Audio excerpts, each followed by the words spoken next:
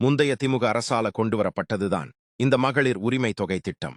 அப்போதைய திமுக அரசு குடும்ப தலைவிகளுடைய நிதி சுதந்திரத்தை உறுதி செய்வதற்காக கலைஞர் மகளிர் உரிமை தொகை திட்டத்தின் கீழ் தகுதியான பெண்களுக்கு மாதம் தோறும் 1000 ரூபாய் வழங்கி வந்தாங்க. இப்போ ஆட்சி மாற்றத்திற்கு பிறகும் இந்த திட்டம் தொடர்ந்துகிட்டு தான் வருது. இந்த தொகை பயனாளிகளுடைய வங்கி கணக்கில நேரடியா வரவு வைக்கப்பட்டு வருது.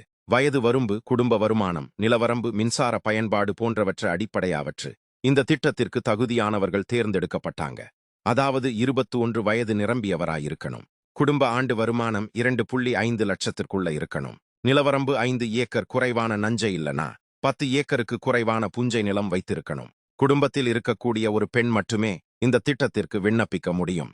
ரேஷன் கார்டுல குடும்ப தலைவியா இருப்பவங்க இல்லன்னா ஆண் தலைவராயிருந்தா அவருடைய மனைவி இந்த திட்டத்திற்கு தகுதியானவர்கள்ல. திட்டத்திற்கு தகுதி பெறும் அளவு நிர்ணயிக்கப்பட்டுச்சு. முதல்ல இந்த திட்டத்தில இணைக்க பல்வேறு நிபந்தனைகள் விதிக்கப்பட்டு பின்னர் படிப்படியா தளர்த்தப்பட்டுச்சு. இந்த நிலையில 2026 சட்டமன்ற தேர்தலின் போது திமுகவுடைய தேர்தல் வாக்குறுதியா மகளிர் உரிமை தொகை 2000 ரூபாயாக உயர்த்தி வழங்கப்படும்னு அறிவிக்கப்பட்டப்போ இதற்கு போட்டியா தமிழக வெற்றிக் கழகம் வெளியிட்ட தேர்தல் வாக்குறுதியில ரூபாய் 2500 வழங்கப்படும்னு, 60 வயது வரை உள்ள எல்லா மகளிருக்கும் ரூபாய் 3000 வழங்கப்படும்னு அதிரடியா அறிவிக்கப்பட்டுச்சு.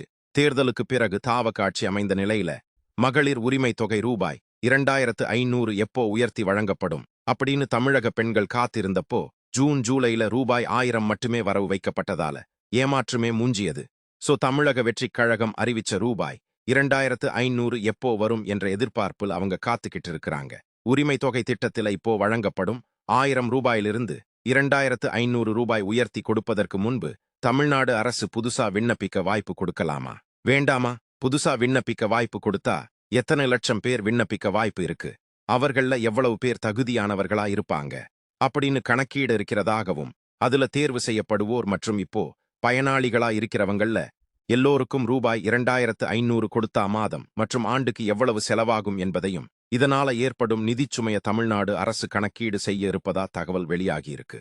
இப்போ மகளிர் உரிமை தொகை பெற்று வரும் பயனாளிகள்ல 60 வயதுக்கு மேற்பட்டவர்கள் எத்தனை நபர்கள் அப்படின்னு ஆய்வு செய்யப்பட்டு அவங்க இந்த திட்டத்திலிருந்து விடுவிக்கப்பட்டு முதியோர் ஓய்வூதிய திட்டத்தின் கீழ் கொண்டு வந்தா அரசுக்கு ஏற்படும் செலவுகள் மற்றும் நிதிச்சுமை குறித்தும் கணக்கிடப்பட்டு வருவதா தகவல் வெளியாகியிருக்கு. இந்த கால்குலேஷன்ஸ் எல்லாமே முழுமையா பரிசீலிக்கப்பட்ட பிறகு திட்டத்திற்கான கூடுதல் நிதிச்சுமையை எப்படி சமாளிக்கலாம்னு முதலமைச்சர் விஜய் அதிகாரிகள் மற்றும் அமைச்சர்களோடு தீவிர ஆலோசனை மேற்கொள்ள இருக்கிறாராம். வரவேற்கும் பட்ஜெட் தாக்கலுக்கு முன்னதாகவே இந்த ஆலோசனை கூட்டம் நடைபெற இருக்கிறதாகவும் சொல்லப்படுது. அதன் அடிப்படையில தமிழ்நாட்டுடைய தற்போதைய நிதிநிலை விரிவா ஆய்வு செய்யப்பட்டு இந்த திட்டத்தை உடனடியா செயல்படுத்தலாமா இல்ல தள்ளி வைக்கப்படலாமா என்பது குறித்த இறுதி முடிவு எடுக்கப்பட்ட பிறகுதான் தாவைக்க தேர்தல் வாக்குறுதியான மகளிர் உரிமை தொகை 2500 எப்போ முதல் வழங்கப்படும் அப்படிங்கிற அதிகாரப்பூர்வ அறிவிப்பு வெளியாகுமா?